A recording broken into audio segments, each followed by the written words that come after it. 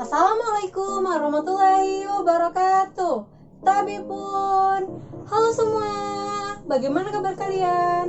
Semoga sehat selalu ya. Jangan lupa tetap patuhi protokol kesehatan COVID-19 dengan menjaga jarak, mengenakan masker, dan mencuci tangan sesering mungkin menggunakan sabun.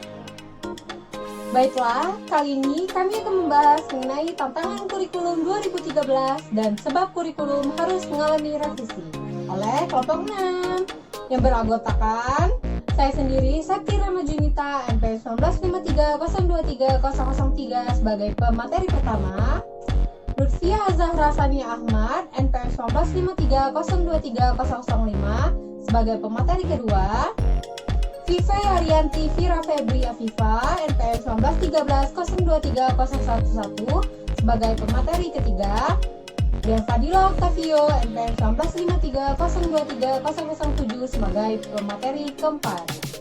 Ya, langsung aja kita masuk ke pembahasan.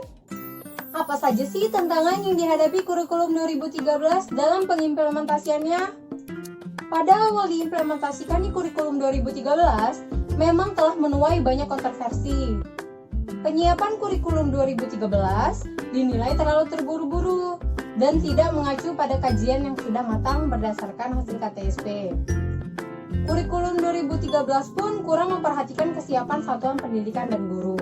Berikut beberapa tantangan yang harus dihadapi dalam mengimplementasikan kurikulum 2013. Yang pertama, tantangan pengimplementasian kurikulum 2013 bagi pemerintah dan dinas pendidikan.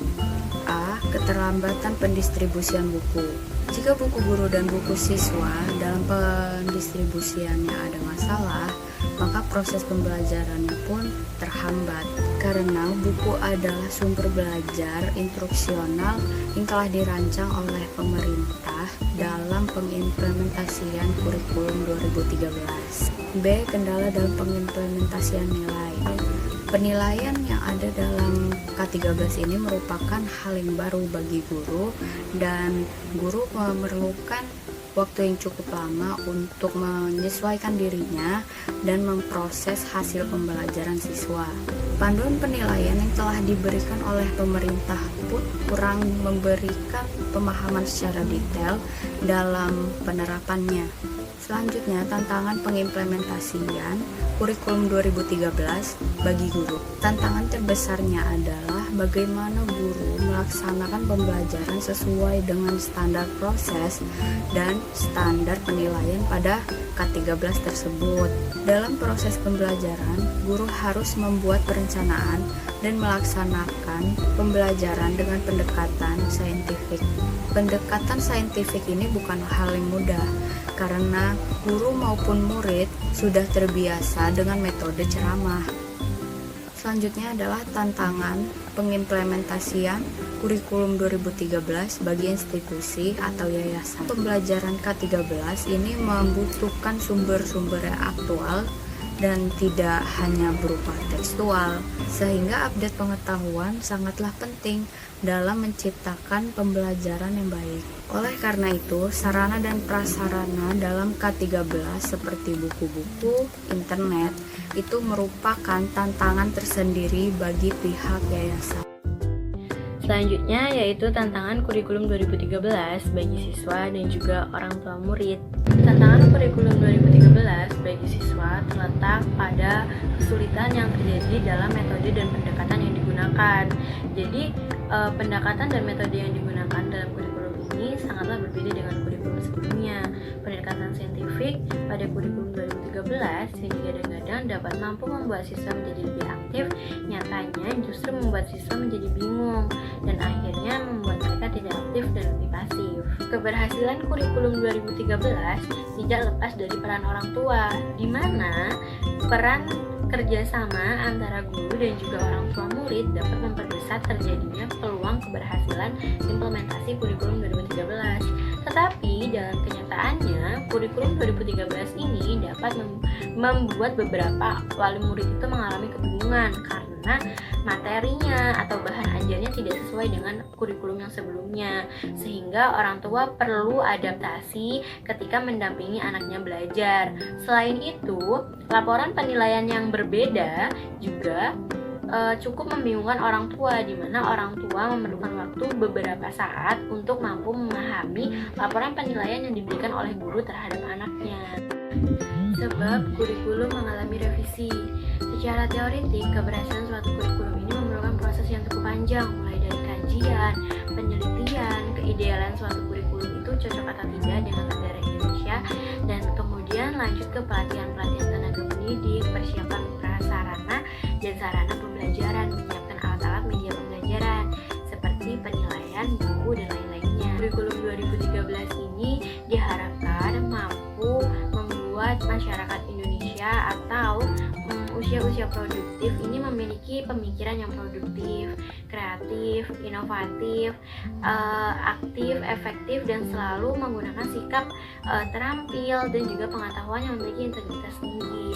Dalam perjalanannya, kurikulum 2013 ini perlu mengalami revisi atau sedikit dibenahi supaya tidak menimbulkan masalah yang besar bagi guru dan siswa dalam proses belajar mengajar. Revisi yang dilakukan pada kurikulum 2013 ini meliputi perangkat pembelajaran guru, teknik penilaian, pendekatan dalam proses belajar mengajar, terminologi ujian, dan juga skala penilaian.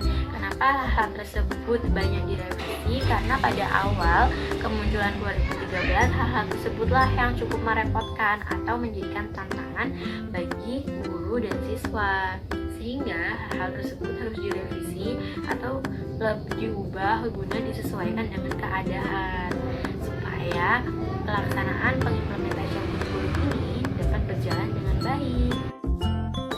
Kurikulum yang ideal itu adalah kurikulum yang berisi sesuatu yang baik, yang diharapkan atau dicita-citakan sebagaimana dimuat dalam buku kurikulum.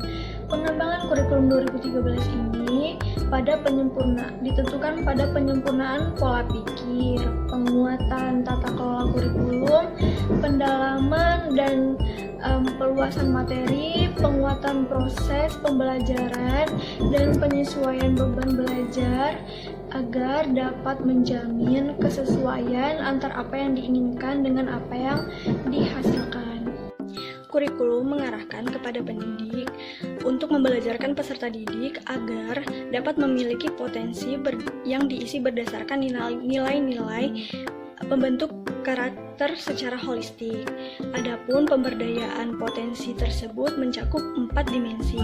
Yang pertama yaitu kemampuan olah hati, yang kedua kemampuan olah pikir, yang ketiga kemampuan olah rasa, dan yang terakhir adalah kemampuan olahraga.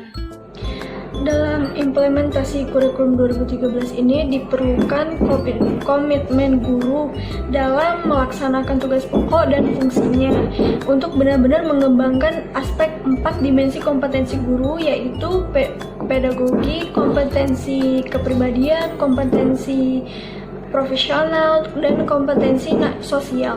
Tujuan dari dirombaknya KTSP menjadi kurikulum 2013 ini sebenarnya cukup baik, yaitu untuk membangkitkan kemampuan nalar dan kreativitas anak didik secara merata, karena pada kurikulum 2013 ini lebih ditekankan kepada penggalian kompetensi siswa secara akademik, pengembangan nilai-nilai sikap, serta penggalian potensi keterampilan.